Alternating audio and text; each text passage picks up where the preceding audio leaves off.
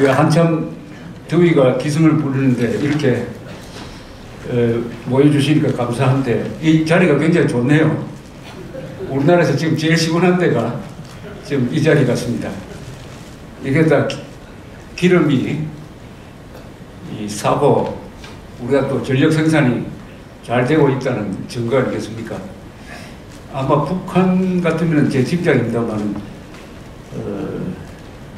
더울 때, 추울 때 견디기가 굉장히 어려울 텐데 특히 이 실내에서 어떻게 견디는지 요새 공항이라든지 이 기차역에 가보면 그 큰 건물이 다 냉방이 되는 거 보면은 참 아주 신기하기도 합니다. 그런데 사람이 살 수 있는 기온이 딱 정해져 있지 않습니까? 영하, 아무리 사람이 추위를 견딘다 하더라도 영하 한 70도 밑으로는 못 내려갈 거고 영상 50도까지는 살 수 있겠죠. 그러니까 지구 기온이 그 사이에 이섬으로 해서 인류가 생존하고 있습니다. 우리가 인간이라는 게 이게 전 우주적인 기적적 존재라는 것을 항상 우리가 느끼면서 살면은 이 감사한 마음이 저절로 우러나지 않을까 생각을 합니다.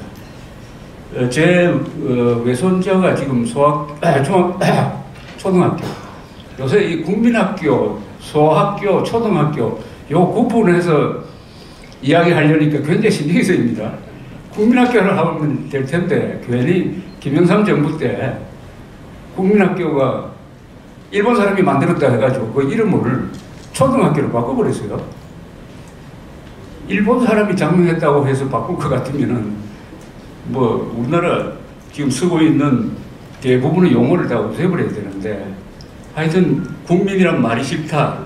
초등학교. 어쨌든 우리 외손자 놈이 초등학교 지금 4학년인데 10살인데 제가 강연이 있는 날은 꼭 저한테 뭘 하나 이렇게 적어줍니다. 가서 넌센스 퀴즈라고 있어요. 요새 애들이 좋아하는 넌센스 퀴즈를 한번 내보라고. 그러면 사람들이 웃을 것이다. 제가 한번 내보겠습니다. 코끼리가 두 마리가 있는데 코가 빠져버리면 어떻게 되죠? 끼리끼리가 되죠.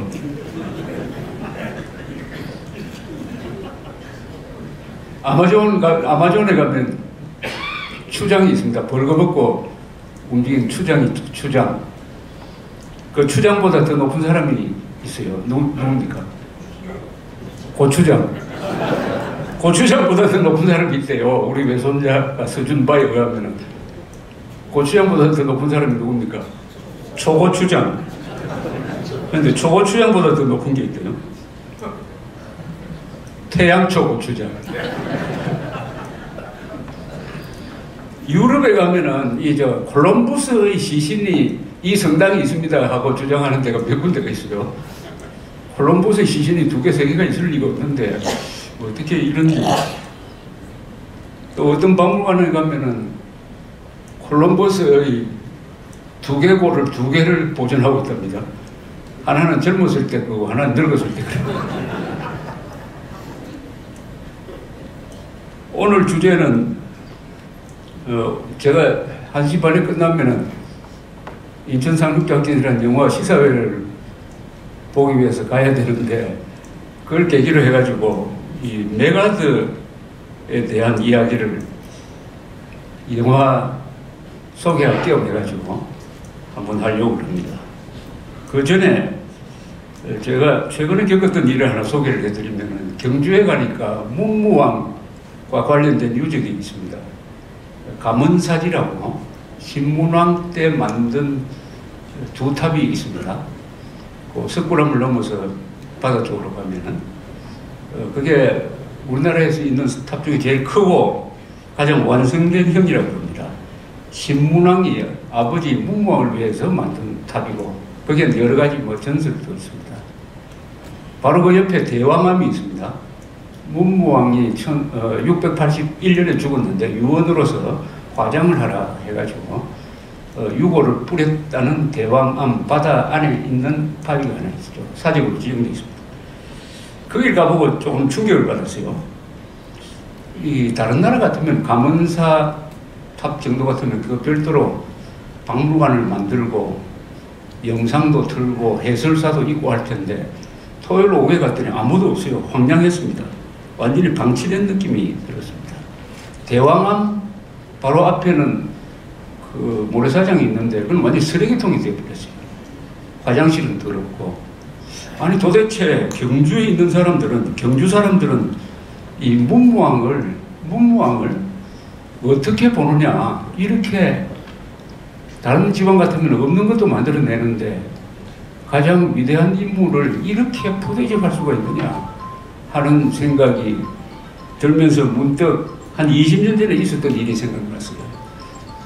경주에 기자들이 가서 버스를 타고 경주 문화재 담당 공무원이 와서 안내를 하면서 한다는 이야기가 요새 역사책에는 통일신라 시대가 없어졌습니다. 아주 자랑스럽게는. 발해와 통일신라를 같이 묶어서 남북국 시대라고 이야기를 합니다. 이렇게 자랑스럽게 이야기하는 것이었습니다. 더구나 경주 사람이 속으로 제가 참 개탄하지 않았습니다. 어떻게 도대체 발해하고 통일신라를 동격으로 놓느냐. 그것은 북한 정권하고 대한민국을 동격으로 놓는 것하고 똑같은데 이 민족사의 정통이 뭔지를 도대체 경주 사람이 자기 고향이 어딘데 이런 뜻을 하고 있느냐 하는 생각과 겹쳐서 역시 대한민국은 아직도 이 영혼이 없는 건 아닌데 영혼이 이 병든 나라가 아닌가 하는 그런 생각을 제가 가질 때가 있습니다. 속으로 이런 생각을 했어요. 문무왕을 이렇게 업신여기는데 문무왕이야말로 세종대왕하고 이순신을 합천 인물보다 더 위대한 인물인 걸 한국 사람들이 모른다.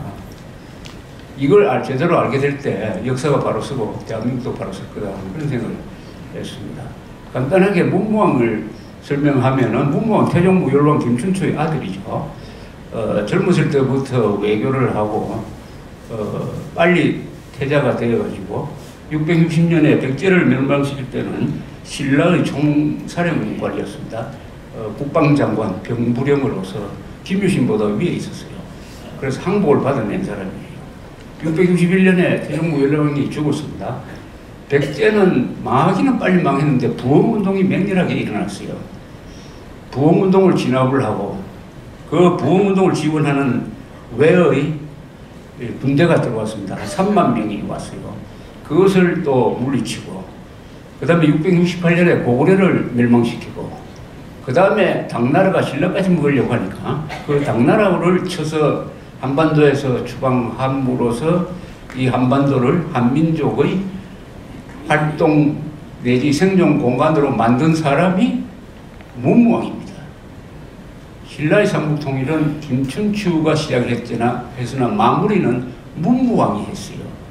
20년, 재위 20년 동안에 백제 부흥운동, 그 다음에 외, 고구려, 당, 이 5개 세력을 다 물리쳤습니다. 20년 동안에. 그럼으로써 통일을 해서 250년 동안 계속되는 평화의 시대를 열었어요. 전쟁에 이겨도 평화의 시대가 열리지 않으면 의미가 없습니다. 전쟁에 이긴 다음에 평화를 열어야 됩니다. 250년 동안 한반도가 통일돼서 조용하니까 주변 국가들, 당나라도 일본도 전쟁할 이유가 없어졌어요. 그래서 한중일 이 삼국이 250년 동안 찬란한 고대 문화를 꽃피웠습니다. 불교라는 공통된 예술, 가치관, 풍습이 뒷받침했습니다. 이 아시아 역사에서 일대 황금기를 열었어요. 그 시대를 연 사람이 문무왕입니다. 세계사적 인물이에요. 세계사적 인물. 그리고 이분은 워낙 깔끔한 분이라서 죽을 때도 화장을 하라. 그 크게 무슨 무덤 짓고 해봤자 토끼가 시간 지나면은 거기에 다 굴을 팔고 해가지고 의미가 없다. 이렇게 자신을 깔끔하게 정리한 이 문무왕을 알아주지 않는 대한민국. 그래서 고구려를 지켜 올리기 위해서 신라를 내려앉혀버리고 영계소문을 영으로 만들기 위해서 김유신을 매국노로 만들고 하는 이런 역사관이 있어요. 이걸 흔히 우리가 신태호식 역사관이라고 그러는데, 이 역사관과 북한의 가짜 민족주의 역사관이 결합되어 가지고 지금 신라와 대한민국을 부정하는 이런 좌파적 역사관이 전국을 휩쓸면서 한국 사람의 이 정신을 완전히 혼란에 빠뜨리고 있습니다. 어떤 민족과 국가의 영혼이 있어요. 그 영혼의 핵심은 그 국가 정체성과 정통성에 대한 이론입니다. 그것이 정립되지 않으면 영혼이 망가져 버립니다. 영혼 망가지면 구제불능이에요. 신체가 망가져도 치료는 할 수 있고, 마음이 망가져도 치료는 할 수 있지만 영혼이 망가진 사람은 구제불능입니다. 이건 안 됩니다. 대한민국 지금 영혼이 망가지고 있는 증상을 곳곳에서 보여주고 있습니다. 그게 대표적인 게 사드인데, 이런 것 배치는 전쟁 중인 나라에서 이 군사시설을 배치하는 건 비밀입니다. 정상적으로는 사드를 딱 배치해버리고, 배치했다는 이야기도 할 필요 없어요. 옛날 같으면 어디에 배치했는지 언론에 공개도 안 합니다. 이게 정상적인 나라인데, 이렇게 요새 놀란 것은 한국에 친북 좌파만 강한 줄 알았더니 친중 세력이 이렇게 강하구나. 친중 사대주의자들이 이렇게 많고, 이렇게 정교한 허황한 논리를 만들어내는구나. 더구나 중앙일보라는 신문까지 앞장서가지고 사드는 포기하라든지 하는 요런 아주 이상한 짓을 하고 있는 것은 대한민국의 영혼이 지금 흔들리고 있고 망가지고 있다는 것을 잘 나타내는 것이 아닌가, 이렇게 생각이 듭니다. 보수는 무엇인가? 라고 묻는다면 쉽게 설명하는 방법이 있습니다. 그것은 위아래를 아는 겁니다. 위아래를 모른다 하면 제일 큰 욕이죠. 위아래를 모른다는 것은 부모님, 조상에 대한 불효, 국가의 민족에 대한 불충, 역사에 대한 건방증, 이런 걸 다 합쳐서 위아래를 모른다 그러죠. 위아래를 안다는 것은 무슨 뜻이냐? 죽은 사람들을 존중하고 살아있는 사람들을 소중하게 여기고 앞으로 태어날 사람들을 걱정하는 이런 마음으로 위아래를 아는 보수 세력의 기본적인 도덕관입니다. 그러니까 보수는 위아래를 모르고 좌익은 보수는 위아래를 아는 사람이고 좌익은 위아래를 모르는 사람이죠. 위아래를 왜 알아야 되느냐? 역사와 전통과 미풍양속, 민족, 국가, 이것은 다 연속성이 있다. 오늘의 나는 하늘에서 뚝 떨어진 존재가 아니고, 오늘의 나를 이 서울 시내에서 이런 좋은 장소에서 이렇게 시원한 가운데서 이런 자리를 같이 하게 된 것은 누군가의 피와 땀과 눈물이 들어있어 덕분이다 하는 자신에 대한 고마움을 찾아 올라가는 그런 정신이 보수의 기본이 아니겠습니까? 그것이 역사관이고, 이 역사관은 그 나라의 정체성의 중요한 한 부분을 이루고 있는 것입니다. 이 사드 배치 문제는 다행히 여론이 사드 배치 찬성이 압도적으로 많습니다. 과거처럼 광우병, 천안함 이럴 때 선동하듯이 해도 먹히지가 않아요. 먹히지가 않습니다. 그 중요한 이유 중에는 그래도 KBS와 MBC가 과거처럼 선동하지 않은 덕분입니다. 이 사드 사태를 과거에 MBC가 광우병 선동하듯이 했다면 아마 이 또 광화문에 촛불 시위하고 난리 났을 거예요. 다행히 이명박 박근혜 정부로 이어지면서 KBS, MBC를 정상화시킨 것. 그렇다고 그 사람들은 뭐 보수화가 됐다는 뜻은 아닙니다. 언론기관으로서 정상화시키는 노력이 이 정도 된 것이 이런 소요 사태를 막는데 거의 결정적 역할을 하고 있다. 이게 이 두 정권의 공이 아닐까 하는 그런 생각을 해봤습니다. 사드 사태 때 성주 사람들이 들고 일어나가지고 다 알겠지만 성주 주민들이 뭐 인구가 한 4만 넘으니까 다는 아니 그 중에 일부죠. 일부가 항상 과격하니까 다인 것처럼 행세를 하면 다른 선량한 사람들이 손해를 보는데 그것을 전제로 하고 그 일부 사람들이 국무총리하고 국방장관을 버스 안에 사실상 감금을 해가지고 더구나 그때는 대통령이 외국에 가 있었으므로 유사시가 되면은 국군 통수권을 대리해야 될 사람이 국무총리고 국방장관인데 6시간 동안 사실상 감금했다. 문제는 그 다음이에요. 우선 6시간 동안 왜 감금한 상태로 방치를 합니까? 그때 경찰이 없었어요. 경찰이 미리 준비를 해가지고 그런 사태를 막았어야지. 아니면은 최루탄을 쏘든지 아니면은 무슨 공포탄을 쏘든지 해가지고 6시간이 아니라 10분이라도 그런 사태가 있도록 방치하면 안 되죠. 저는 이 경찰청장을 해임해야 된다고 생각합니다. 경찰청장하고 경북 경찰청장입니까? 아니 이런 사태를 방치한 거는 국가가 폭행을 당하는 건데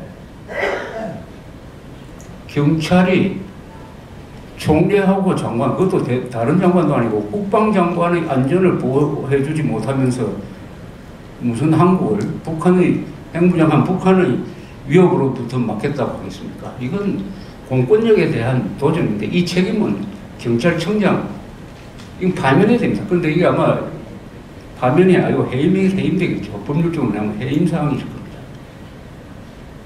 그리고 여기에 관계됐던 사람들은 다 잡아넣어야죠.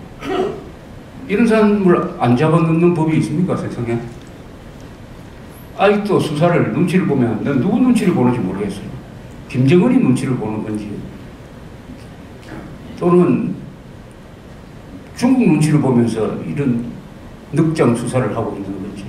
더구나 해괴한 것은 새누리당 그 경북 출신 국회의원들이 사실상 사드 배치 성명을 발표하는 그래놓고 친박이라고 행세하는 그 중에서는 몇 달 전까지 이 정부의 장관했던 자도 앉아있고 이런 거 생각하면은 아주 여러 가지 아마 지금 말로 표현할 수 없는 이런 공개적인 자리에서 말로 표현하기 힘든 그런 아마 대안까지 오르지 않을까 이렇게 생각을 합니다. 뭐 좋게 해석하면은 민주국가니까 민주주의적으로 문제를 해결하는 과정에서 좀 시끄러워도 참아야 된다는 말은 원론적으로 맞습니다. 종국에 가서는 선이 이길 거라고 생각을 하지만은 선이 이기려면은 악을 무찌르는 착하고 용감한 사람들이 나와야 안 되겠습니까? 그런 상황입니다. 지금 오늘날 대한민국은 북한은 지금 여러 가지 다양한 방법의 핵 투발 실험을 하고 있는데 이제는 이렇게 해석을 해야 될 겁니다. 핵미사일 실전 배치를 한 다음에 이걸 어떻게 운용할 것이냐, 이걸 어떻게 쏘겠느냐, 발사 시험이라고 봐야죠. 실전 연습이라고 봐야 되겠습니까? 핵미사일 실전 배치 상황의 실전 시험, 실전 연습을 하고 있다. 이런 이야기입니다. 이 탈북한 북한군 장교를 만나서 이야기를 나눠보면 깜짝 놀랍니다. 그 사람들의 시야가 한국군 장성보다도 더 넓은 것 같아요. 예, 근데 그 사람들이 이런 이야기를 합니다. 북한군 출신 탈북자. 한국에 와서 이야기가 안 되는 게 왜 한일 관계를 이렇게 나쁘게 몰고 가느냐. 특히 보수 세력까지 나와가지고 왜 독도와 종군위안부 문제 가지고 이렇게 시비를 걸어가지고 한일 관계를 나쁘느냐. 자기들이 배운 바로는 일본은 한국의 우방국이고 한국에서 전쟁이 일어나면 일본에서 미군이 한국으로 전개되니까 일본을 적으로 삼아야 된다. 그래서 일본 해안 정찰도 하고 일본 사람도 납치해가는 이유가 일본에 대한 정보 수집을 위한 것이다. 일본을 딱 적으로 보는데 남한에 와보니까 남한 사람도 일본을 적으로 본다. 그거 참 이상하다. 이렇게 이야기합니다. 그러면서 김정은이가 지금 구상하듯이 옛날에 6.25 때부터 1대1로 싸우면 우리가 국군한테 이긴다 하는 자신감 플러스 자신감에다가 그렇게 하려면 미국이 개입하지 못해야 된다. 6.25 항상 과거, 인간이라는 것은 과거의 기억에 포로가 됩니다. 북한군은 지금도 미군이 6.25 때 개입 안 했으면 이겼을 것이다. 앞으로의 전쟁에서도 미군 개입만 없으면 1대1로 이긴다 하는 아마 자신감이 아닙니다. 이건 확신에 차 있을 거라고 생각합니다. 거기에 맞춘 전략을 펴는 거죠. 그래서 핵무기, 장거리 핵미사일을 가지고 미국을 위협하면은 유사시에 한국을 돕지 못할 것이다. 한국은 외톨이가 될 것이다. 한일 관계도 나쁘게 만들어 놓으면은 일본에 있는 미군 기지에서 한국으로 비행기나 함정을 보내지 못하게 될 것이다. 이런 대전략을 갖고 있습니다. 그것이 북한군 장교들까지도 다 들어와 있습니다. 왜 그러냐? 북한군은 공격형 군대입니다. 혁명 군대예요. 남한을 공산화시키겠다는 목표로 뭉친 군대입니다. 공세적으로 봐요. 사람이 어떤 사물을 적극적으로 보고 공세적으로 보면은 넓게 보입니다. 넓게. 왜냐하면 자기가 책임을 져야 되니까. 근데 한국 군대는 어떠냐? 북한군이 남침했을 때 어떻게 대응한다. 요런 정도입니다. 우리가 북한을 먼저 쳐가지고 북한을 어떻게 수복할 거냐. 이렇게 생각하면은 중국하고는 어떤 관계를 가져야 되느냐. 일본, 미국과는 어떤 관계를 가져야 되느냐. 러시아하고는 어떤 관계를 가져야 되느냐는 식으로 넓게 보입니다.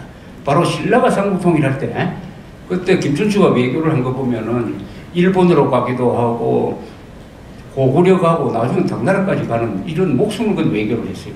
왜냐? 통일을 하겠다고 딱 나서니까 이 세상이 넓게 보이는 거예요. 북한이 바로 신라 지도부와 같은 짐생각을 갖고 있습니다. 그런데 우리는 국가 지도부나 국민이나 군대도 얻어맞고 나서 어떻게 할 거냐 이런 생각을 합니다. 수세적이에요. 수세적. 이러면 출발이 다릅니다. 출발이 달라요. 사람이 어떤 입장에 서느냐에 따라서 하는 행동이 완전히 달라지죠. 그러니까 같은 군인을 만나도 북한 군인이 진짜 군인 같고 한국의 이 군인들은 공무원 같고 셀러리맨 같아요. 정신이.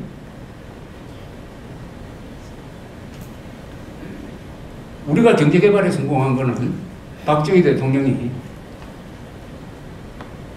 대외지향적으로, 즉 수출품을 만드는 공장을 만들어야 된다는 생각을 했기 때문입니다. 그러지 않고 다른 많은 나라가 했던 식으로 수입 대체품을 만든다. 손톱깎이를 만들어서 요걸 가지고 우리 국내 시장에만 팔자. 그래서 수입은 안 하도록 하는 이런 소극적 방식으로 경제를 만들기 시작을 했으면 어떻게 되겠습니까? 오늘날 대한민국은 없는 거죠. 벌써 우리는 62년부터 무슨 물건을 만들어도 이거는 뉴욕에서 판다. 볼펜을 하나 만들어도 이거는 저 성주에서 파는 게 아니라 뉴욕에서 파는 물건을 만들어야 되겠다. 하면은 얼마나 정성 들여서 좋은 물건을 만들어내겠습니까? 이게 출발점, 사람이 마음먹기에 따라서 달린다는 것은 바로 이런 것을 의미하는 것이죠. 그래서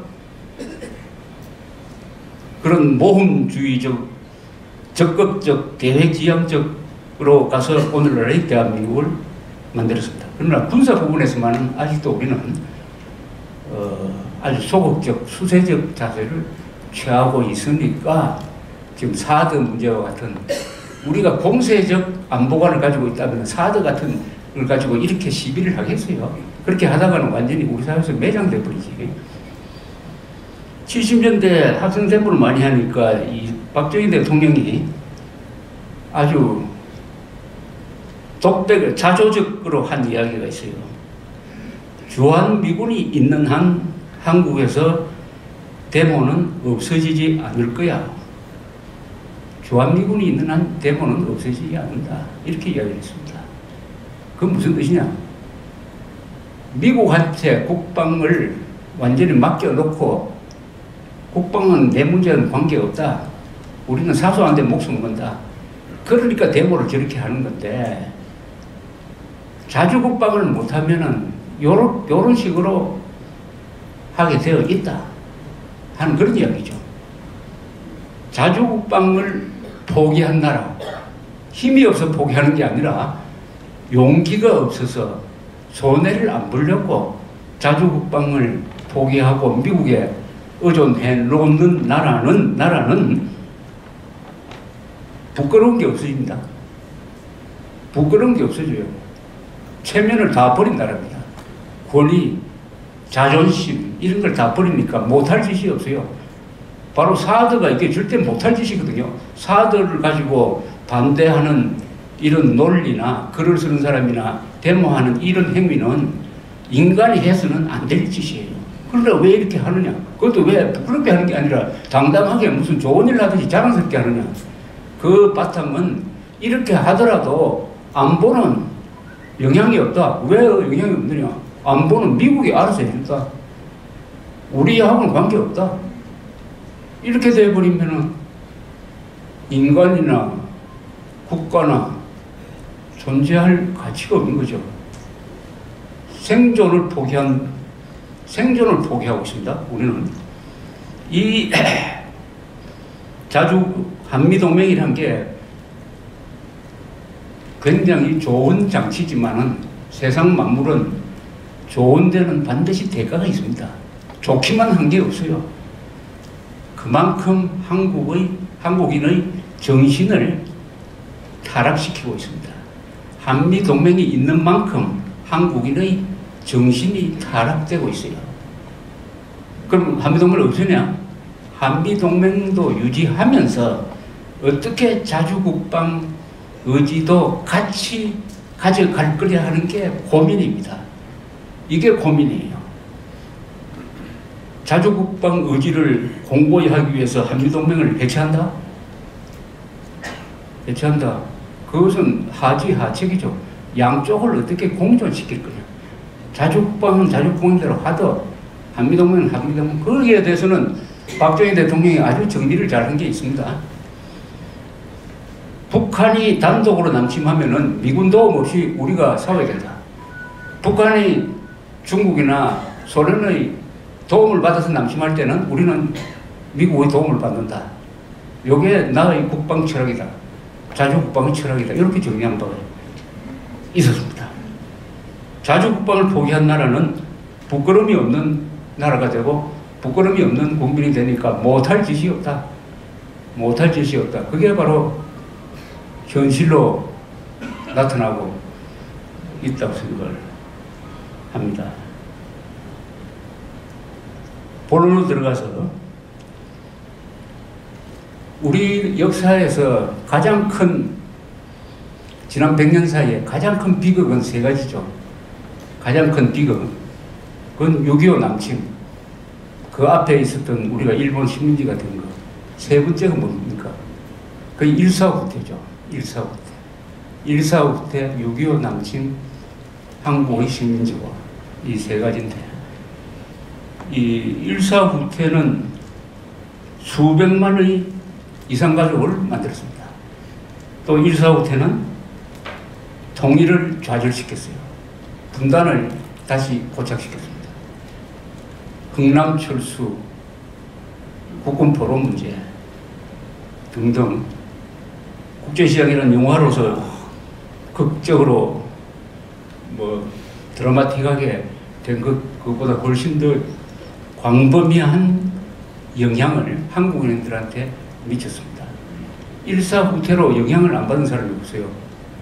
1.4 후퇴로 일가 친척의 뿔뿔이 흩어졌다든지 이산가족이 되었다든지 누가 죽었다든지 삶의 뿌리가 바뀌었다든지 여기 계시는 분도 아마 1.4 후퇴 영향을 안 받는 사람이 없습니다.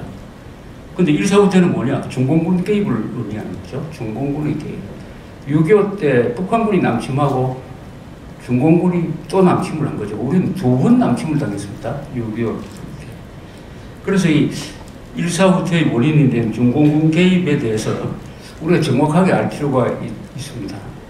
정확하게 알 권리가 있어요. 권리가 있습니다. 6.25 남침은 누가 뭐래도 스탈린, 김일성이 작당을 해가지고 모택통을 끼워는 스탈린의 전쟁이었어요. 스탈린의 전쟁. 스탈린은 아주 냉정한 대전략가입니다. 전쟁을 한다면 그게 목적이 있어야 될 거 아닙니까? 다목적으로 했어요. 다목적입니다. 다목적됨이 있잖아요. 다목적, 하나 가지고 여러 가지 이득을 취하는 거죠. 성공하면 한국이 공산화된다. 그걸 스탈린이 지원하니까 스탈린은 거리가 올라갑니다. 실패했을 경우에는 미국을 끌어들여가지고 중국하고 싸움을 붙여서 미국과 중국이 한반도에서 싸우도록 한다. 그럼 미국이 여기에 수십만의 군대를 배치해가지고 피를 흘리고 있는 사이에 소련은 유럽에서 우리가 하고 싶은 일을 할 수가 있다. 그리고 중국이 모택동이가 통일한 다음에 고분고분하지 않고 우리가 가지고 있던 만주도 달라고 하고, 야 이거 버겁다. 중국을 완전히 부하로 만들려면은 미국하고 전쟁을 하도록 해야 된다. 그럼 무기를 우리가 공급할 수 있으니까 우리한테 종속될 것이다. 대충 이런 세 가지 목표를 가지고 전쟁을 김일성을 시켜서 전쟁을 했는데 그 세 가지 목표를 다 이루었어요. 다만 미국이 들어오면서 적화 통일은 실패했죠. 적화 통일 실패한 다음에 목표 변경을 했을 것입니다. 미군이 들어오니까 잘 됐다. 그러면 중국군까지 밀어 넣어가지고 한반도에서 미국과 중국이 지상전을 하도록 해야 되겠다. 미국이 아무리 해외 공군이 강하지만은 아시아에서 아시아 군대하고 더구나 아시아 군대는 다른 나라 군대와 달리 유교적인 가치관으로 무장을 해가지고 아무리 분리해도 잘 따라가지를 않는다. 일본 군대 보니까 명령이 잘 먹힌다. 이게 군기가 서 있는 군대다. 이런 군대와 미국 군대가 싸우면은 미국 육군이 아시아에서는 절대로 이길 수 없다 하는 이런 판단. 그 뒤에는 또 세계에서 가장 막강한 육군을 가지고 있었던 소련이 딱 버티고 있다. 이렇게 판단을 했을 거라고 생각이 됩니다. 자, 그런데 메가드라는 사람이 등장을 했습니다. 역사의 무대에 등장을 했습니다. 한국군을 파견해야 되겠다는 결정은 6.25 남침 소식을 들은 트루만이 바로 그날 결심을 합니다. 해공군을 먼저 보냅니다. 그런데 메가드는 극동군 사령관이었어요. 극동군 사령관인데 이 사람이 그때 나이가 70이었습니다. 70. 당시에 미국 군인들이 거의 다 메가드보다 10살 아래였어요. 10살. 그리고 군경력은 메가드가 50년째였습니다. 50년. 50년 동안 현역에 있었던 사람이었어요. 또 경력이 화려합니다. 화려한 정도가 아니라 미국 군인들 중에 최고로 화려한 군 경력과 찬란한 역전의 기록을 갖고 있었어요. 메가드라는 사람은 우선 군사 가문에서 나왔습니다. 아버지가 아칸소 리틀록 출신인데 1880년 출신. 아버지가 육군 참모총장을 한 사람이에요. 아하스 메카스. 육사에 들어가서 93명 중에 수석 졸업을 했습니다. 미국에서는 군사적 전통이 육군 사관학교를 수석으로 졸업하면은 공병대에 갑니다. 공병장교로 갑니다. 그래서 공병장교로 근무를 하는데 필리핀에서 근무를 하게 되었습니다. 메가드가 가장 인연이 깊은 나라가 한국이 아니라 필리핀입니다. 필리핀에서 여러 번 근무를 해요. 거기서 뭐 게릴라들 만나서 싸우고 게릴라들 직접 사살하고 하는 이런 용맹한 모습도 보이는데, 이때 1904년, 5년 러일 전쟁이 일어났을 때 이 메가드의 아버지가 일본에 있는 미국 대사관에 무관으로 근무를 하고 있었습니다. 그러니까 장교로 있는 아들을 불러서 두 사람이 이 아시아 여러 나라를 여행을 했어요. 한 6개월 동안 여행을 했다고 합니다. 그걸 통해서 메가드는 아시아를 잘 이해를 하게 되어 있습니다. 특히 일본을 매우 좋아하게 됐어요. 일본을. 그래서 스스로 앞으로 세계의 운명은 유럽이 아니라 아시아다. 아시아에 대한 애착을 가지게 되었습니다. 그러다가 1차 세계대전 날부터 준장으로 여단장이 돼가지고 1차 세계대전에 참전을 해서 거기서 한 1년여 있는 동안에 굉장히 공을 많이 세웠습니다. 이 사람은 아주 개인적으로 용감한 사람이에요. 전선에서 겁도 없이 이 헬멧도 쓰지 않고 하는 이런. 그래서 미국 언론에 메가드란 사람이 보도가 되기 시작했어요. 미국 사람들 귀에는 메가드란 이름이 한국 사람들 귀에 이승만이라는 이름을 어릴 때부터 듣고 자라듯이 메가드라는 이름을 오랫동안 듣고 자라게 되었습니다. 나중에 돌아와서 미국 육군사관학교 교장을 했습니다. 우리나라도 그렇지만 육군사관학교 교장 출신들은 이게 엘리트 코스죠. 육군참모총장이 되는 경우가 많습니다. 그 다음에 메가드 경력 중에 아주 재밌는 것은 1928년에 암스테르담에서 올림픽이 열렸는데 이 사람이 체육을 좋아하니까 미국 선수단 단장을 했습니다. 그래서 암스테르담 올림픽에서 미국 선수단이 24개의 금메달을 땄답니다. 다재다능한 사람이. 1930년에 나이가 50일 때 육군 참모총장으로 임명이 됐습니다. 후보 대통령. 그래서 6년 동안 육군 참모총장을 했습니다. 대통령은 루즈벨트로 바뀌었어요. 민주당. 그때도 루즈벨트 밑에서 육군 참모총장을 하고 그때 퇴역 군인들이 처우 개선을 요구하면서 데모를 하니까 그걸 진압을 했습니다. 그래서 욕을 좀 들었어요. 그러나 보수 세력으로부터는 잘했다고 칭찬을 받았어요. 루즈벨트는 12년 동안 민주당으로서 대통령을 했지만은 이 사람을 알아보는 사람이었습니다. 아주 예산을 깎는다고 메가드 육군 총장이 면전에서 대통령한테 아주 험담을 하는 것도 다 참아주는 사람. 그 다음에 메가드가 미국에서 퇴역을 하고 필리핀으로 가게 됐습니다. 필리핀은 그때 미국이 독립시켜주기 위해서 이제 군대를 만들고 있을 때였어요. 그래서 필리핀 군대를 만드는 일을 메가드한테 맡깁니다. 메가드는 그때는 군에서 물러난 뒤였어요. 그때 메가드가 필리핀으로 직속 부하로서 데려간 사람이 있습니다. 아이젠하워입니다. 아이젠하워는 10년 동안 메가드 바로 밑에 있었어요. 육군 참모총장 연락관. 그 다음에 필리핀에 가서 이 아이젠하워는 어떤 사람이냐 하면 아주 모범적 군인입니다. 성질이 늦었어요. 50세인데도 아직도 대령 달고 있었어요. 시키는 거 열심히 하고 정확하게 하고. 그러나 메가드라는 사람은 엘리트 의식이 강하고 글 잘 쓰고 말 잘하고 발상이 천재적이고 자기에 대한 확신이 강하고 자존심 강하고 아주 쇼맨십이 좋은 정치적인 사람이었습니다. 그래서 메가드와 아이젠하워는 잘 안 맞았어요. 메가드는 정치적 군인이고 아이젠하워는 아주 전형적인 군인이었습니다.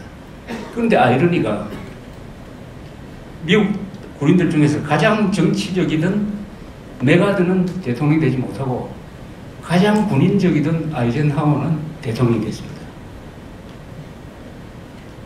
2차 세계대전이 나기 전에 태평양 전쟁이 나기 전에 메가드는 다시 현역에 복귀를 했습니다. 극동군 사령관, 마닐라에 본부를 있던 극동군 사령관으로서 태평양 전쟁을 맞았습니다.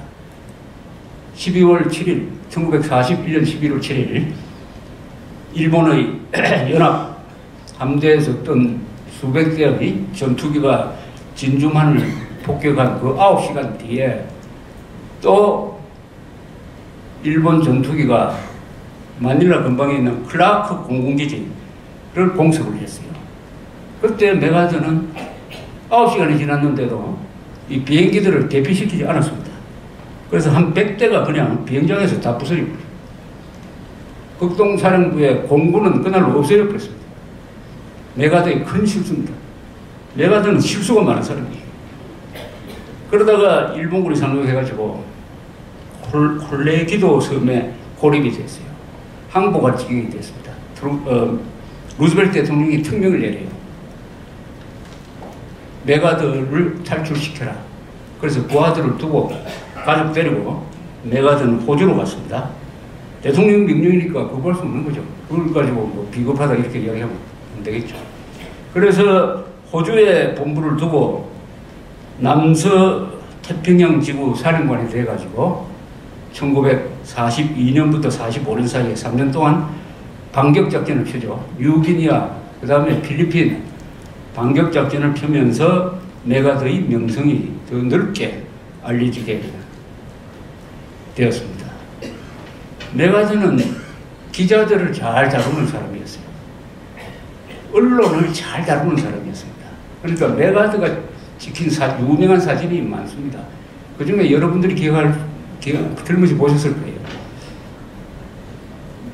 이 필리핀의 루손 섬에 해안에 상륙할 때 메가드가 그 장교들을 데리고 해안에 상륙하는 것이 아니라 바닷속으로 들어가서 이 바닷속을 걸어서 나오는 사진, 그거 보셨죠?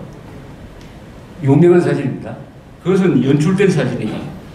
원래 메가드를 태운 작은 보트가 부두에 닿으려고 했는데 그 사진 기자들이 딱 기다리고 있는 걸 보고 메가드가 일부러 바다로 내렸습니다. 그런 연출을 할 수 있는 사람. 1945년 9월 2일에 일본에 항복을 합니다. 어디서 항복합니까? 도쿄만에 와 있던 미조리주, 전남 미조리주. 그 미조리주는 한국전에도 참전하고 지금 저 하와이에 가면은 호놀룰루 앞에 퇴역해가지고 박물관도 쓰고 있습니다. 미조리주 함상에서 일본이 항복을 합니다. 일본을 항복을 받으려면은 연합군 사령관이 있어야 되니까 트루만 대통령이 메가드를 연합군 사령관으로 임명을 해가지고 그 항복을 받도록 합니다. 그 사진도 유명한 사진이죠. 거기서 메가드 사령관이 한 연설, 한 2분짜리 연설이 매우 감동적 연설입니다. 메가드는 그런 큰 행사에서 사람들이 잊을 수 없는 기억을 남길 수 있는 말과 글과 행동을 할 수 있는 사람이에요. 천성적인 이 배우입니다. 배우. 가장 위대한 배우라 그래요. 그래서 메가드는 극동군 사령관으로서 사실상 일본의 총독이 되죠. 일본을 항복받아서 일본을 군국주의적 전통을 없애버리고 어떻게 하면은 민주국가로 만들 것이냐 하는 계획을 합니다. 그 일본을 계획하는 게 얼마나 어렵겠습니까? 왜냐? 천황이 있으니까. 천황이라는 존재는 하느님이니까 저게 민주주의하고는 안 맞아요. 민주주의라는 것은 절대적인 권력자를 인정하지 않습니다. 신도 인정하지 않습니다. 이걸 슬기롭게 해야죠. 그렇다고 천황을 배제를 하고 천황을 전번 재판에 걸어가지고 감옥에 넣는다. 이러면은 일본 사람들을 다스릴 수가 없다. 그래서 천황제를 유지한다.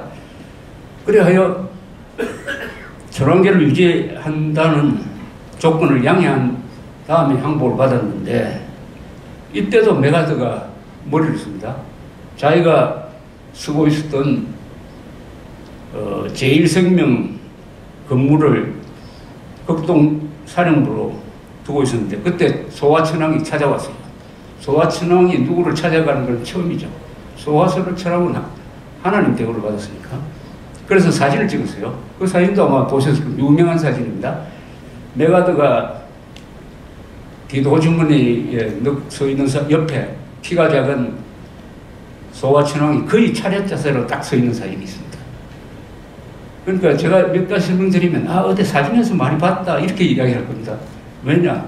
메가드는 사진, 그때는 텔레비전이 나오기 전이니까 사진을 아주 중요하게 생각한 사람이었어요. 사진을 가지고 정치를 하는 사람입니다. 그 사진이 공개가 됐습니다. 일본 사람들이 큰 충격을 받았어요. 일본 사람들이 큰 충격을 받았어요. 하나님인 줄 알았더니 메가드 옆에서 이렇게 초라하게 서 있구나. 그럼 지금까지 내가 믿었던 천황은 뭐고 이 일본이라는 나라는 뭐냐? 일종의 코페르니쿠스적인 정안을 가져오게 만든 게 그 사진입니다. 그래서 그 당시에 일본 교사들, 특히 교사들이 이 사진을 보고 앞으로 학교에서 어떻게 가르쳐야 되느냐, 가르쳐줘야 되나. 아마 북한이 통일되면은 북한산도 그런 충격을 아마 받을 겁니다. 충격을. 그 충격을 어떻게 뭐 김일성 동상 폭파식을 하든지 하는 방법으로 받을지는 모르겠습니다만은 메가드는 이런 식으로 머리를 쓸 수 있는 사람이었어요. 그래서 일본에 재벌을 해체하고 평화헌법을 만들고 심지어 일본의 군국주의를 빼야 되겠다 하는 이런 생각을 하다 보니까 이 사람들이 일본의 정신문화가 한자에서 출발하고 있구나. 한자를 못 쓰게 하는 국리까지 합니다. 한자를 금지시키려고 하기도 해요. 그 다음에 학교에서 금도 유도 못하게 했습니다. 한때 금도 유도. 이런 시도를 통해서 오늘날의 민주화된 일본을 만든 게 메가드입니다. 메가드의 3대 공적이 있어요. 태평양 전쟁, 일본의 전후 처리, 세 번째는 인천 상륙작전이죠. 저는 그 세 개 중에서 일본을 민주화시킨 게 제일 큰 공적이 아니겠느냐 이렇게 생각을 합니다. 1950년 6월 24일 날 미국 시간으로 트루만 대통령이 남친 보고를 받았을 때 화를 벌컥 내면서 요놈들 혼을 내줘야 되겠다 하는 결심을 합니다. 같은 시간에 메가드는 남친 보고를 받자마자 몇 가지 조치를 취해요. 첫째, 무기를 한국군에 대어주라 명령을 내립니다. 무기를 싣고 가는 그 배를 해공군이 의무를 하라. 그 다음에 한국에 있는 미군이 철수를 하니까 비행기나 배로 철수를 하니까 그것을 해공군이 의무하라. 즉 사실상 해공군을 참전시킵니다. 이것은 워싱턴에 연락도 하지 않고 자기 독단으로 해버려요. 며칠 뒤에 똑같은 명령이 내려왔으니까 사실상 추인을 하는 거예요. 추인을. 그러니까 굉장히 빨리 움직입니다. 그런데 가만보니까 이게 역시 육군이 중요하겠구나. 6월 27일 날 처치 장군이 지휘하는 선발대를 보냈는데 아무래도 내가 직접 가봐야 되겠다. 6월 29일 날 바탄호라고 불리는 그 수송기, 전용기를 타고 수원 공항에 내렸습니다. 수원 비행장에. 그때 수원 비행장은 북한 공군기로부터 공습을 받은 직후였습니다. 아주 위험했어요. 거기서 이승만 무초대사 만나고 현장을 가보자 해서 이제 영등포로 왔습니다. 강둑에 서가지고 지금 불타는 서울을 바라보면서 두 가지 생각을 했다고 합니다. 이제 한국군의 방어 능력은 없어졌다. 사실상 사라졌다. 미군을 빨리 투입을 해야 된다. 그리고 상륙작전을 계획해야 되겠구나 하는 결심을 그 자리에서 했다고 그래요. 그래서 돌아가자마자 트루만 대통령한테 육군 2개 사단을 보내야 됩니다 하는 보고를 합니다.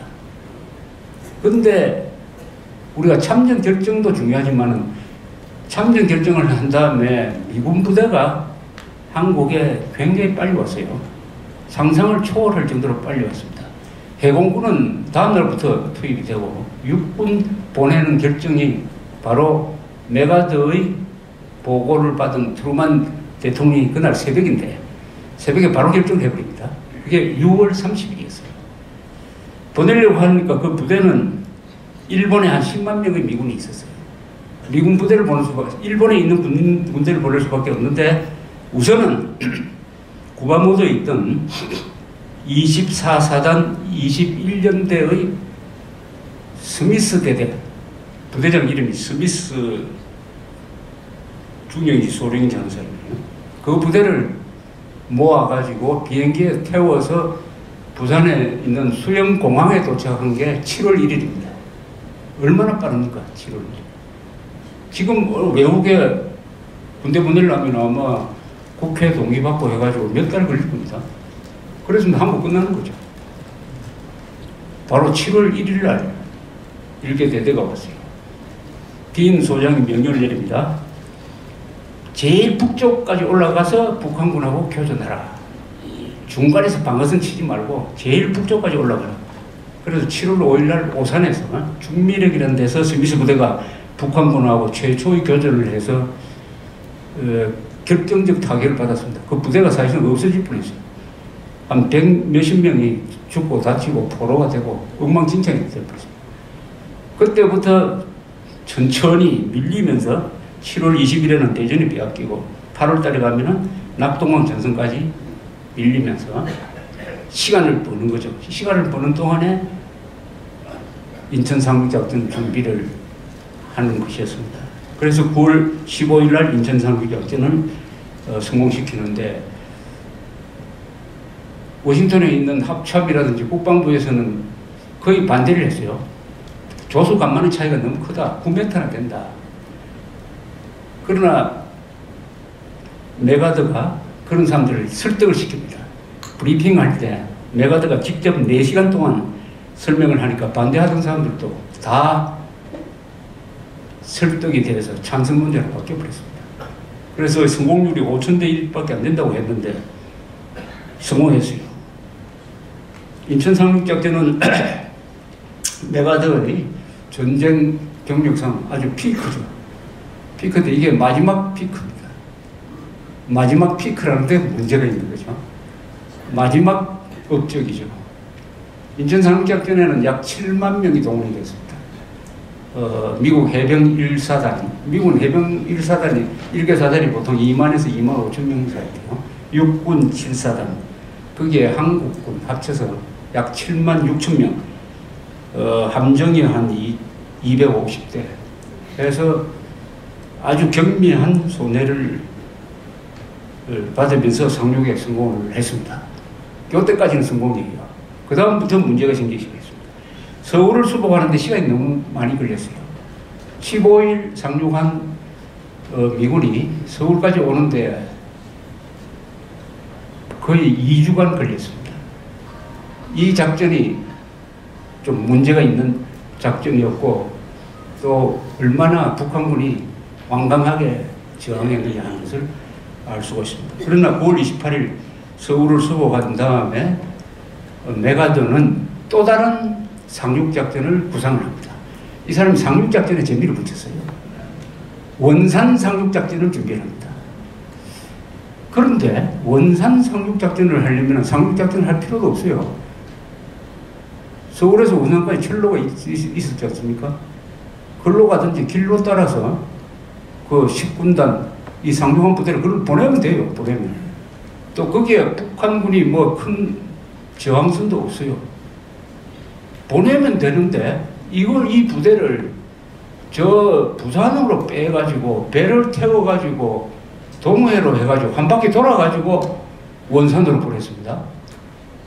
또 무서운 게 원산에 도착했을 때가 10월 달인데 그때 기뢰가 있어가 기뢰 부서를 된 걸 일본 사람들까지 동원해가 그걸 철거하는데 한 일주일 지나고 해서 막상 상륙한 것은 10월 25일인데 상륙하기 전에 이미 우리 국군 1군단이 점령해버렸어요. 원산을 점령한 상태였습니다. 이건 무슨 뜻이냐? 그 약 7만 명이나 되는 병력을 빨리 북한 지역으로 보내야 되는데 한 바퀴 돌리는 바람에 그만큼 북한군을 살려주고 남한에 있던 북한군이 북한으로 도망가는 한 4만 명이 북한으로 철수했다고 합니다. 그런 공간을 열어주고 말았습니다. 이때부터 뭐가 잘못 나가기 시작합니다. 자, 10월 1일부터 이제 북진이 시작됐어요. 원래 전쟁 목표는 북진이 아니었습니다. 원래는 38선만 수복하는 것으로 유엔 결의가 나왔는데 이제는 뭐 그럴 필요 없다. 사실상 북한군은 와야 됐다.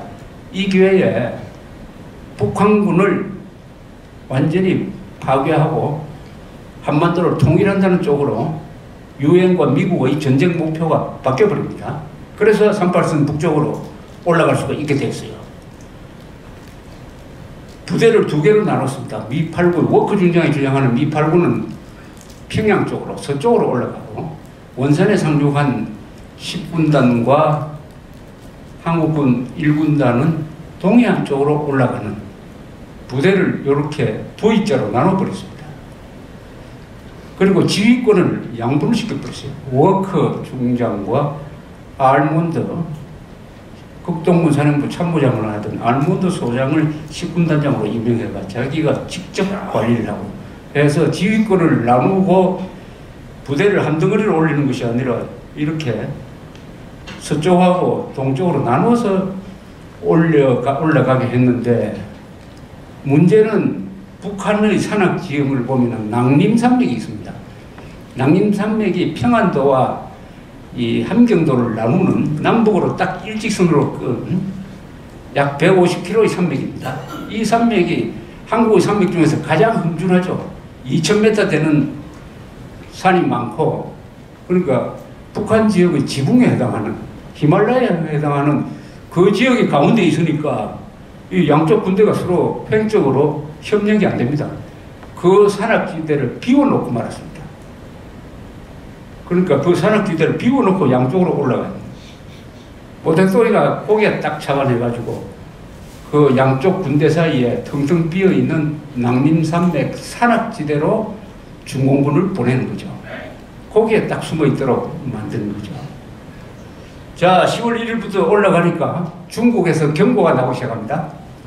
주원래 등등 여러 사람이 나와서 미군이 38도선 넘으면은 중국은 개입한다 하고 경고를 하기 시작을 했습니다. 그리고 정식으로 인도대사를 통해서 미국에 통보를 합니다. 그러나 미국은 무시해버려요. 무시합니다. 그런데 정보가 막 들어오기 시작했습니다.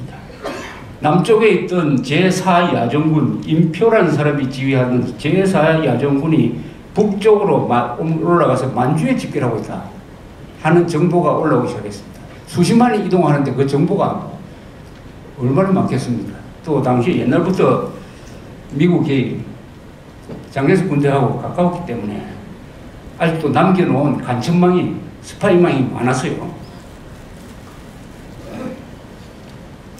한 도시 규모의 대군이 걸어서 지금 만주로 올라가고 있다 하는 정보도 들어왔습니다. 점점 불안해지기 시작했어요.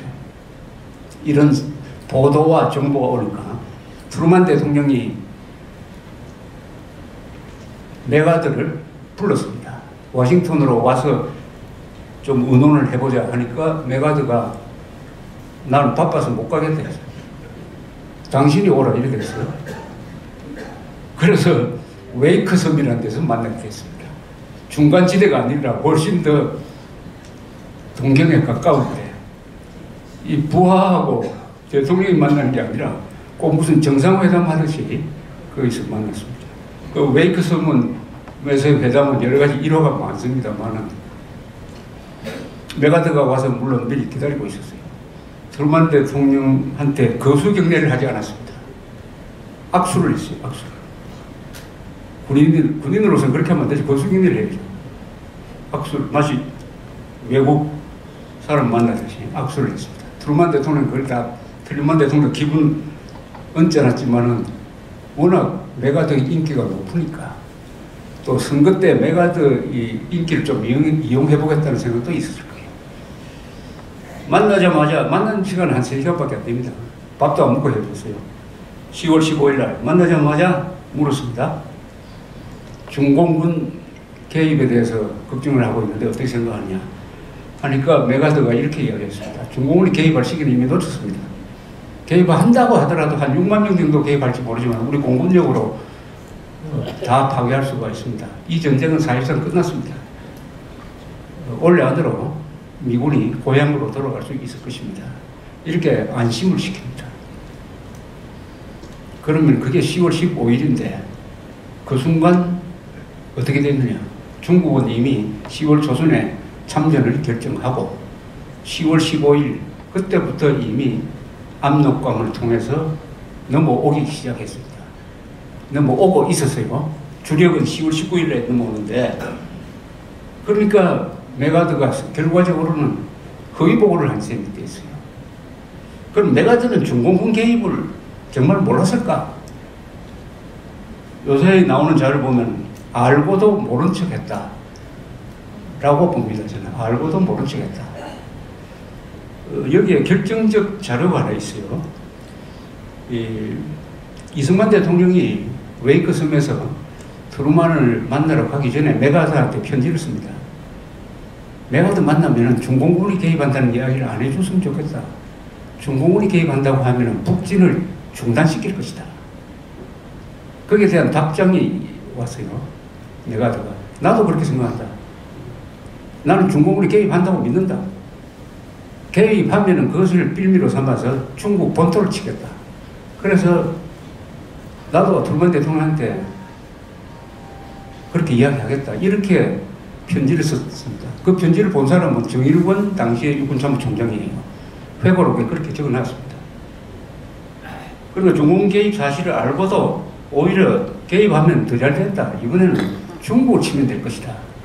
하는 계산을 가지고 있었던 것으로 추정이 됩니다. 추정이. 여기서 이제 많은 비극이 생기는 거죠. 이 순간 메가드의 머릿속에는 뭐가 있었느냐. 메가드는 아시아의 사실상 총독이었습니다. 당시에. 일본은 뭐 자기의 영토죠. 자기의 영토. 천황, 뭐 요시다 수상 다 자기 부하하고 마찬가지예요. 이승만 대통령은 자기를 존경합니다. 그리고 장개석 또한 마찬가지예요. 필리핀은 자기가 만든 나라하고 마찬가지예요. 이러니까 동경에 있으면서 이 사람 머릿속에는 미국의 시저다. 시저가 고을지방, 지금 불란서 고을지방을 점령해가지고 그걸 총독으로 다스렸듯이 워싱턴에서 멀리 떨어져 있으니까 그때 이미 메가드는 자기 고향에 간 지가 미국을 밟은 지가 13년 동안 한 번도 간 적이 없어요. 사람 생각이나 모든 게 이 아시아적으로 돼 있었어요. 그런데 아시아 총독으로서 할 일이 하나 있다. 그 1년 전에 중국이 공산화돼가지고 모택동 천지가 되어버려요. 철저한 반공 기독교적 신념을 가지고 있었던 메가드는 중국을 수복하는 게 이게 나의 사명이다. 하나님이 주신 사명이다라고까지 생각했을지도 몰라요. 이 바보 같은 트루만과 마샬이 잘못해가지고 중국을 공산당한테 넘겨줬다. 그래서 공화당 사람들이 계속 트루만 정부를 욕을 하고 있었습니다. 메카시 같은 이런 사람들이 나와가지고 그 분위기, 물론 메가드는 공화당원이었습니다. 공화당원. 이렇게 되니까 이 사람 머릿속에는 한국을 통일한다는 이 수준이 아니라 이 기회를 해가지고 중국을 수복하겠다. 그럼 중국을 수복하려면 어떻게 하면 되느냐? 중공군이 개입해 줘야 되죠. 가만히 있는 중국을 때릴 수가 있습니까? 중공군이 들어오면은 잘 됐다. 이걸 가지고 중국 본토를 치겠다. 하는 생각이 있었던 것으로 저는 한 80, 90% 생각해요. 자, 10월 25일 날 청천강까지 평양을 10월 19일에 점령을 하고 청천강까지 진출한 우리 미 8군 그리고 한국의 6, 7, 8사단 백설욱 장군은 1사단장 7사단장은 신상철 6사단장은 김종욱 이런 분들이 지휘하고 있었던 이 부대가 이제 공세를 폈습니다. 6사단의 일부는 초산까지 진출해가지고 압록강물을 떠서 경무대로 보내는 게 10월 25일 무렵이었어요. 이때 이미 중공군은 한 30만 명이 이미 들어와 있었습니다. 30만 명. 딱 숨어 있었어요. 그래서 1차 공세를 펴죠. 한국군을 주로 칩니다. 한국군을 딱 치니까 한국군이 좀 무너져 버렸어요. 포로가 막 잡히기 시작합니다. 중공군 포로가. 신문을 해보니까 대규모 부대로 들어온 것이 확실해졌어요. 그런데 메가드는 상부에 보고하기를 지금 들어온 사람이 한 10,000명밖에 안 된다. 30만 명이 들어왔는데 10,000명밖에 안 된다 얘기합니다. 조금 더 높여요. 나중에 가면 한 3만 명이 들어온 것 같다. 중국의 대규모 부대가 들어온 것 같지가 않다. 요거는 수풍대문을 지키기 위해서 들어왔을 것 같다. 요렇게 아주 자기들 축소보고를 합니다. 중공군이 들어왔는데도 불구하고 지금 전선에서는 중공군한테 막 깨지고 있는데도 보고는 이런 식으로 아주 축소 보고를 막 해요. 그러다가 아무래도 이거는 만주로부터 오는 이 압록강의 다리를 부숴야 되겠다 해가지고 폭격 명령을 내립니다. 다리를 폭격하려는. 워싱턴에서 보니까 그건 좀 위험하다. 다리 폭격을 일시 중지시켜요. 그러니까 이번에 또 메가드가 트루만 행정부로 보고를 하기에는 이걸 폭격하지 않으면 대규모 적응군이 들어온다. 어떻게 하겠느냐 하니까 그럼 뭐 폭격을 하라고 합니다. 이럴 때는 또 굉장히 중공군을 높게 평가를 하다가 그 시간이 또 지나가지고 11월 10일쯤 되면은 역시 중공군 들어온 거 얼마 안 된다. 중공군이 또 딱 치고는 한국을 치고는 뒤로 또 빠져버렸어요. 소강 상태가 유지가 되니까 메가드는 중공군 들어온 적이 얼마 안 된다. 그러면서 11월 말 가면은 마지막 공세를 펴겠다. 이렇게 요청을 합니다. 워싱턴에서 이제 고민에 빠졌어요. 중공군이 어느 정도 되는지 확실하지 않는데 3만 정도 되면 괜찮겠는데 이게 20만 된다는 이야기도 있고 한데 이때 또 치면은 이게 역습을 당하지 않을까. 차라리 방어선을 치고 기다려야 되는 거 아니냐. 방어선을 치는 게 어떻겠느냐고 내려와요. 이게 이제 전쟁 지도가 잘못됐다고 나중에 반성을 합니다. 메가드한테 물어볼 게 아니라 딱 지정을 해가지고 청천강에서 방어선을 쳐라. 아니면 평양 원선선으로 약간 물려가지고 거기가 한반도가 제일 잘 녹아는 데니까 거기에 방어선을 쳐라. 이렇게 지시를 내려야 될 텐데 메가드한테 이렇게 어떻게 했으면 좋겠냐고 물어보니까 이런 지하에 거절해버립니다. 다 끝났는데 뭐 그런 식으로 할 거 있느냐고. 이렇게 해버려요. 그런데 아무도 메가드를 말릴 수가 없어요. 메가드의 권위가 너무나 올라가 있고 공화당에서 적극적으로 지지하고 언론이 지지를 하고 하니까 트루만 대통령이나 마샬, 브래들리 같은 사람이 메가드를 통제를 못합니다. 딘 애치슨 국무장관만이 야 이러면은 좀 찜찜한데 이렇게 하고 있는 사이에 그 사람 또 국무부니까 발언권이 좀 약하니까 11월 24일 날 크리스마스 공세라고 펼쳐진 이름 지어진 그 공세를 막지는 못해요. 드디어 11월 24일 날 메가드 사령관이 동경에서 날라와가지고 기자들 앞에서 이 공세로서 사실상 전쟁을 끝내고 크리스마스는 본국에서 보내도록 하겠다. 그래서 크리스마스 공세예요. 근사한 기자회견을 하고 비행기를 타고 돌아갔습니다. 그 다음 날부터 숨어있던 중공군이 본격적으로 나와가지고 그 낭림사막에 숨어있던 부대가 나와가지고 8군, 10군단을 공격을 하기 시작했습니다. 병력은 그때 보면은 유엔군 병력이나 중공군 병력이나 비슷비슷했어요. 그러나 기습작전을 펴고 중공군은 야간 행군을 하고 심리전을 펼치고 피리 불고 또 군인 한 사람 한 사람마다 다 먹을 거 짊어지고 다니고 기동이 빠르고 탱크는 한 대도 없었어요. 그럼에도 불구하고 산악을 이용한 절묘한 우회 전략을 쓰니까 포위가 되어버렸어요. 8군, 10군단이 대우에서 포위가 되었다. 포위가 되면 안 되죠. 남쪽으로 총퇴각하게 되었습니다. 그게 일사후퇴로 바뀌는 거죠. 그래서 10월 28일부터는 총퇴각으로 바뀌어버려요. 총공세가 총퇴각으로 바뀌어버렸습니다. 자, 메가드는 내가 정보를 잘못 판단했으니까 내가 참 실수했다라고 나오는 게 아니라 이때부터는 어떻게 나오느냐. 완전히 새로운 전쟁이 시작됐다. 이제는 전쟁을 중국 본토로 확대를 해야 된다. 만주를 폭격해야 된다. 중국 해안을 봉쇄를 해야 된다. 장개석 군대가 있는데 요걸 중국 본토에 상륙시켜야 된다. 장개석 군대 일부는 한국에 파병하도록 해야 된다. 요걸 딱 건의를 합니다. 이렇게 해야 돼요. 하나도 들어줄 수가 없어요. 워싱턴에서 보니까 요구하는 걸 하나도 들어줄 수가 없어. 왜 들어줄 수가 없느냐? 이 부분에 가면 한국 사람들이 오해를 하고 있습니다. 그때 메가드가 하자는 대로 했으면 우리가 통일되었을 텐데. 그걸 잘못 판단한 거예요. 메가드가 하자는 대로 했으면은 아마 한국전은 훨씬 더 다른 모습으로 끝났을 것 같아요. 첫째, 만주 폭격 가능하죠. 그러나 폭격으로 이기는 전쟁은 없습니다. 세계에서. 육군이 들어가야 돼요. 중국 해안 봉쇄 불가능합니다.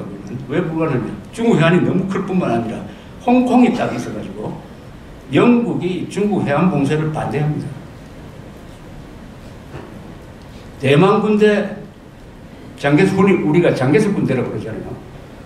여러분들 머릿속에 장개석 군대 하면은 도망만 가는 군대죠. 조조 군대 비슷해가지고 장개석 군대를 중국 본토에 상륙시켜 놨으면은 그날로 다 탈령했어요. 전투력이 없어요. 장개석 군대를 또 어떻게 상륙시킵니까? 그것은 미국의 해공군의 의무가 있으면 안 돼요. 없으면 안 된다니까. 불가능. 정원군 보내는 것도 없어요. 이미 미국은 쓸 수 있는 군대는 다 한국에 다 보내버렸어요. 미국을 지키는 사단이 딱 하나가 있어요. 82 공정사단이라고 딱 하나가 있었어요. 보낼 군대가 없어요. 예비군을 소집하는데 소집하려면 몇 달 걸립니다. 하나도 들어줄 수가 없는 요구를 하는 겁니다. 일은 벌려놓고 못 들어주겠다고 하니까 원자폭탄을 쓰자고 했다는 이야기는 없습니다. 그거는 메가드에 대한 오해입니다. 메가드는 한 번도 공식적으로 한국에서 원자탄 쓰자는 이야기를 한 적이 한 번도 없습니다. 그건 아마 안 했을 거라고 생각합니다. 그거는. 사석에서도 안 했을 것 같아요. 증거가 없어요. 못 들어주겠다고 하니까 메가드는 딱 그 다음에 외통수를 부리는 거예요. 그러면 한국에서 철수하자. 그렇게 안 해주면 한국은 지킬 수가 없다. 한국에서 철수하고 일본만 지키자. 그래 간단하게 말하면 중국을 때릴 것이냐 한국을 칠 것이냐 선택을 하라. 둘 다 선택을 할 수가 없어요. 중국을 칠 수도 없고 한국을 포기해도 안 되는 거예요. 이때 트루만이 한국 포기 안 된다. 트루만이 또 한 번 한국을 구하는 순간입니다. 한국을 포기해서는 안 된다. 다만 그 낙동강 전선까지 밀렸을 때는 그때 다시 고려를 해보자. 그러나 미리 포기하는 건 절대 안 된다. 이렇게 딱 선을 꺼요. 이게 1950년 12월에서부터 1월 사이에 일어난 일입니다. 그 사이에 뭐가 일어났습니까? 중공군은 거의 싸우지 않고 내려옵니다. 중공군은 거의 싸우지 않고, 왜냐하면 미군이 중공군 내려오는 것보다 더 빨리 후퇴를 했습니다. 중간에 싸우질 않아요. 어디까지 내려왔느냐? 1월 4일 날 서울이 중공군한테 넘어가고 1월 한 8일쯤 되면은 중공군이 평택, 영월, 삼척선까지 내려옵니다. 거기서 일단 정지를 딱 해요. 자, 이 순간에 또 외교부대에서는 무시무시한 일이 벌어집니다. 영연방, 특히 인도 네루 수상이 앞장서가지고 휴전안을 마련하려고 그래요. 휴전안을 지금 모택동이 부산을 향해서 막 밀려 내려올 때 휴전안을 마련하는 거예요. 기껏 만들어낸 안이 뭐냐? 유엔이 만들어낸 안이 현 위치에서 휴전하자. 현 위치 휴전하면 어떻게 됩니까? 평택에서 삼척선을 끊는 데서 휴전해버리자 이거예요. 그러면 대한민국 사라지죠. 사실은 서울이 절로 넘어가 버리는데 이걸 미국이 동의합니다. 미국이 동의해서 중국에 제안을 하도록 해요. 왜 미국은 동의하느냐? 여기에 동의를 안 해주면은 영연방국가하고 협조가 안 된다. 울며 겨자 먹기로 동의를 하되 아마도 중국이 거부할 거다. 이렇게 계산을 합니다. 그때 만약 모택동이가 그 제안을 받았으면은 대한민국 사라져요. 지금은 또 모택동이가 기고만장했습니다. 요 앞에는 메가드가 기고만장해서 큰 실수를 하더니 이제는 모택동 차례가 왔어요. 이 전쟁에서 한번 이길 때는 제정신이 아닌가 봐요. 모택동은 부산까지 내려갈 수 있다고 확신을 했습니다. 그래서 그 제안을 받아가지고 한 일주일 동안 고민하다가 거절을 해버려요. 안 받습니다. 그래서 대한민국 살았어요. 이 일주일 동안 에치슨 국무장관은 잠을 못 잤답니다. 혹시 중국이 받을까 싶어서 가지고. 그 사이에 워커 팔군사령관이 도봉구에서 한국군 추력에 맞춰서 죽은 다음에 후임자로 온 사람이 리쯔웨이 장군이 왔어요. 리쯔웨이 장군이 와가지고 보니까 워싱턴에서 듣던 거하고는 다르다. 이 미군들의 사기가 아직도 괜찮다. 물어보니까 중국하고 싸운 사람이 없다. 그러면은 이걸 잘 추설려가지고 반격할 수 있겠구나. 이렇게 생각을 합니다. 메가드가 뭐 철수할 수밖에 없다고 한 거, 그 과장됐구나. 이렇게 판단을 해요. 그래서 수류탄 2개를 여기에 달고 전선을 누비면서 사람을 격려하고 지휘관도 바꾸고 해가지고 정비를 딱 해가지고 1월 중순에 우선 반격을 하기 전에 일개 연대를 싹 보내봅니다. 보내보니까 평택 위로 중공군이 별로 없어요. 또 뚫려요. 자신을 가졌습니다. 2월 달에 본격적으로 반격 작전을 펴니까 수월하게 3월 15일 날 서울을 다시 찾아요. 38도선까지 보내버립니다. 이러니까 메가드가 아주 허황된 사람이 되어버렸어요. 그 뒤에는 메가드 말을 안 믿어요. 워싱턴에서는. 리쯔웨이가 그래서 6.25에 참전한 미군 중에서 제일 높게 평가받는 사람은 메가드가 아니고 리쯔웨이입니다. 한 사람의 장군이 바뀌니까 이렇게 역사가 바뀌고 있는 거야. 그래가지고 리쯔웨이가 가장 높게 평가를 받고 있는데 893번 역할은 한 4개월 정도 하고 메가드가 나중에 해임되니까 극동군 사령관으로 갔습니다만 이렇게 됨으로써 한국이 살았어요. 여러 사람들의 스탈린도 등장하고 모택동, 메가드, 트루만 이런 사람 등장해가지고 지금 제가 설명하는 과정에서 이승만 정부나 우리 국군은 아무 역할이 없었어요. 우리는 구경꾼 역할밖에 못했습니다. 우리의 운명이 다 다른 사람들에 의해서 결정되고 있었습니다. 메가드에 의해서, 리쯔웨이에 의해서, 트루만, 스탈린에 의해서 결정되고 있었어요. 우리는 그때까지 우리가 지금 지옥 문턱에 가서 살아온다는 것까지도 몰랐을 겁니다. 이승만 대통령만 무력감에 해가지고 참 답답했겠죠. 그러나 어쨌든 38도선으로 다시 밀어 올리니까 그때 리쯔웨이는 그 힘으로 밀어 올리면은 압록강까지도 갈 수 있겠다고 생각했던 거예요. 그러나 압록강까지 간다. 이 넓은 방어선을 어떻게 유지하느냐. 그럼 불가능. 그래서 38도선 내에서 멈추고 휴전으로 들어가는 거죠. 휴전으로. 그래서 3월 20일쯤 이제 휴전 제의를 하려고 트루만 정부가 나서가지고 참전 16개 나라를 찾아다니면서 이제는 휴전을 제의해야 되겠다 해가지고 의견을 맞추고 있을 때였습니다. 그리고 메가드 사령관한테도 며칠 있으면 우리가 휴전을 제안하겠다. 그러니까 알고 있어라. 이렇게 알려줬습니다. 그래서 휴전 제의라는 아주 중요한 정책을 앞두고 있을 때였어요. 그런데 갑자기 메가드가 한국에 오더니 갑자기 독단으로 아무 허가도 받지 않고 중공군 사령관을 향해서 휴전하자, 휴전 협상을 하자라고 제의를 합니다. 이것은 문명국가에서 있을 수 없는 행동을 한 거예요. 이 보통 같으면 이거는 군법에 넘어가가지고 감옥에 가는 거죠. 감옥에.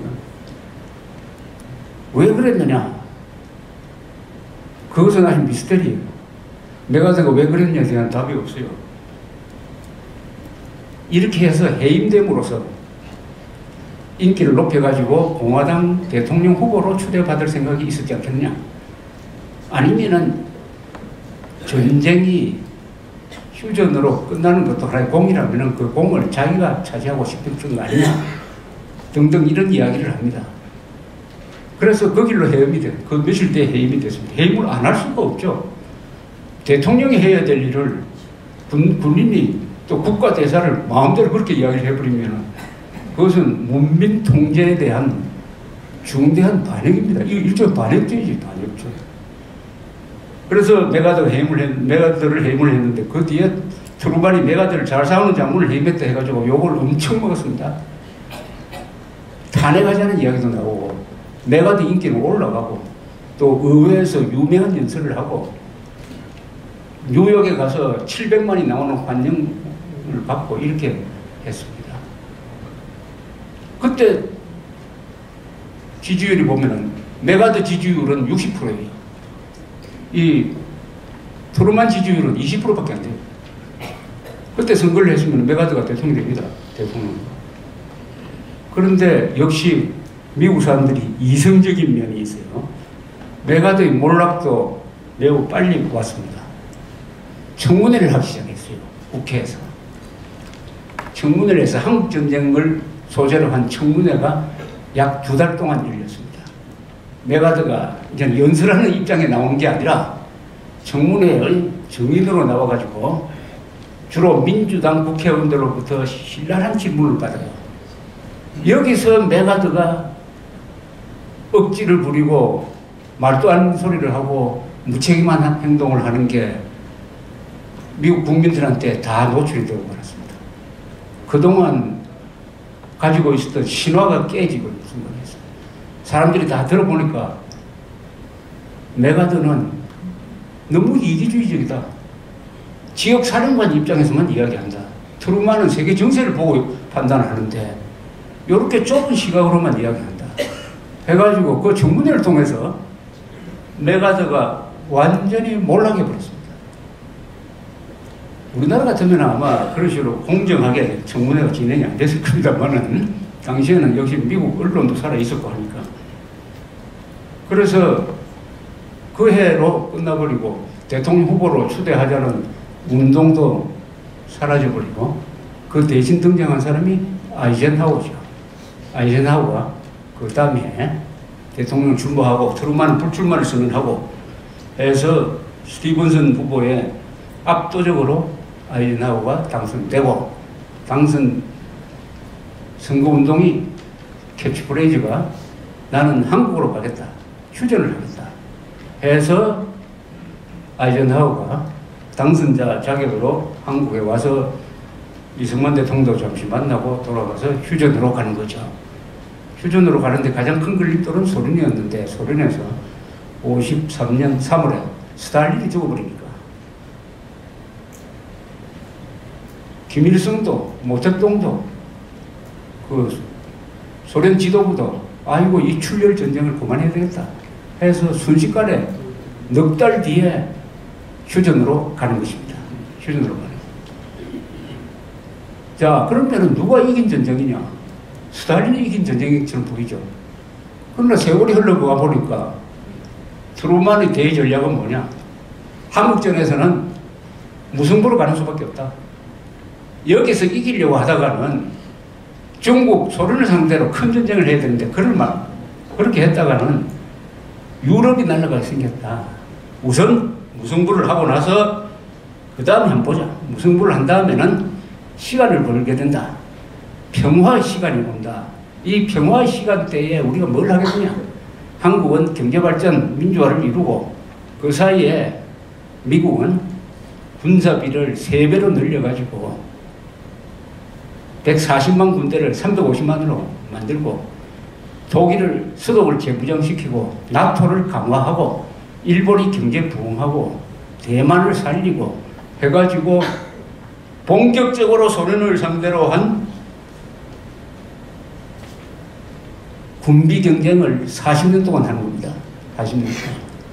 그 사이에 여러 우여곡절이 있었지만 큰 흐름으로 그러니까 경제가 무너진 소련이 1985년부터 고르바초프가 등장하면서 개혁, 개방하겠다고 하니까 이미 때가 늦어가지고 스스로 무너졌다. 그래서 레이건이 냉전의 승리자가 되었다. 승리자가 되고 보니까 미국 사람들이 아, 이게 트루만 덕분에 된 거고, 트루만이 그 욕을 먹으면서 한국전에서 이렇게 버틴 덕분에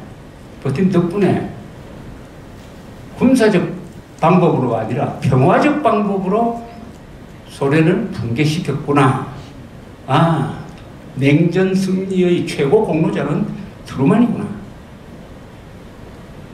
그래서 트루만이 복권이 됩니다. 복권이 되고 메가드에 대한 평가는 대단히 낮아지지만은 그렇다고 메가드는 50년 동안 한 일이 너무나 다양하기 때문에 메가드를 전면적으로 부정하는 사람은 없어요.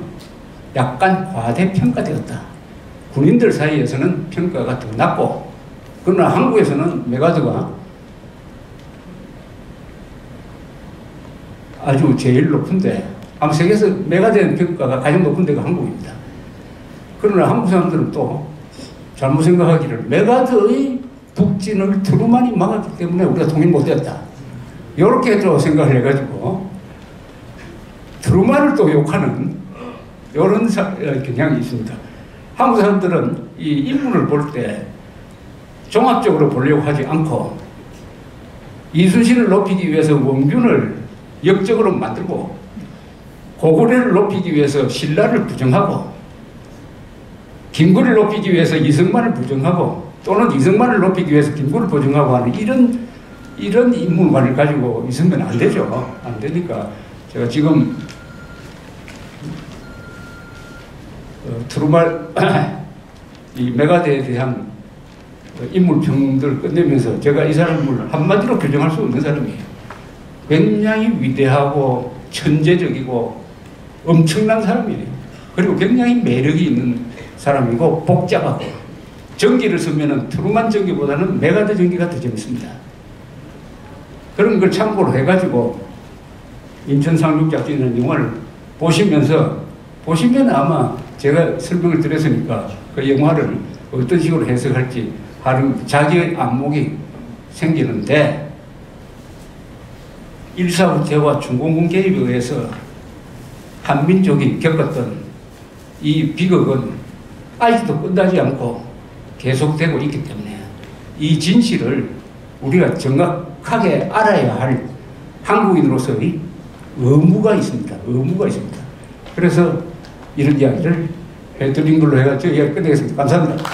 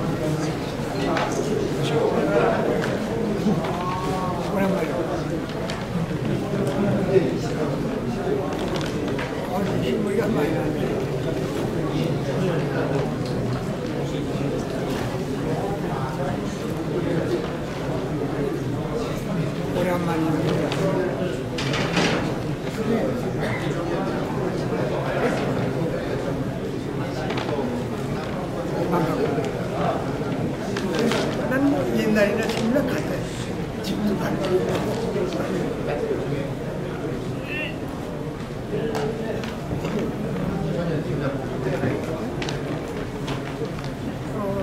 그렇죠. 뭐 그때 연대장 할 때 전화 그게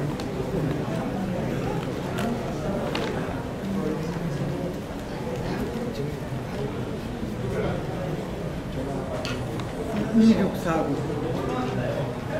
4990 옛날에는 그대로 사는 집도 그대로 아이고 별거 있어요. 날이 더워가지고 죽기 일버전이다.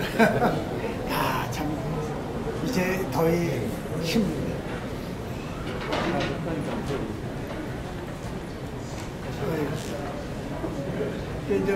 뭐야? 추수는 지났나고요? 그래. 그리고 이재희 장군 때에도 한번 가능한 가능성이 가스마다 했으니까. 날도 보존하고 있어요. 그렇죠. 예. 그러니까 네, 지금 시간이 없어요.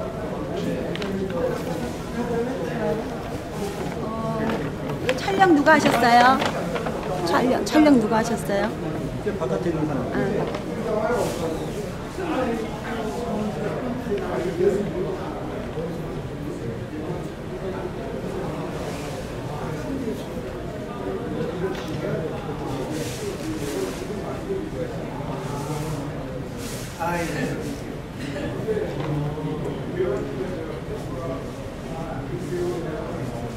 고생 많이 했지 뭐.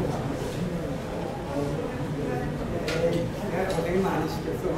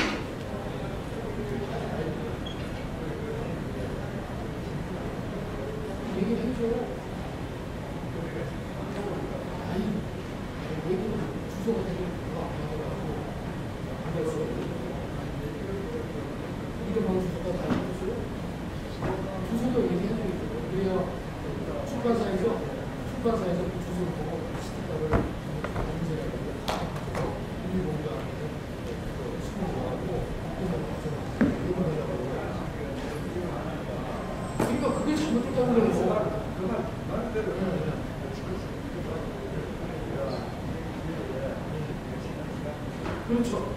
여기까지 있어요. 그럼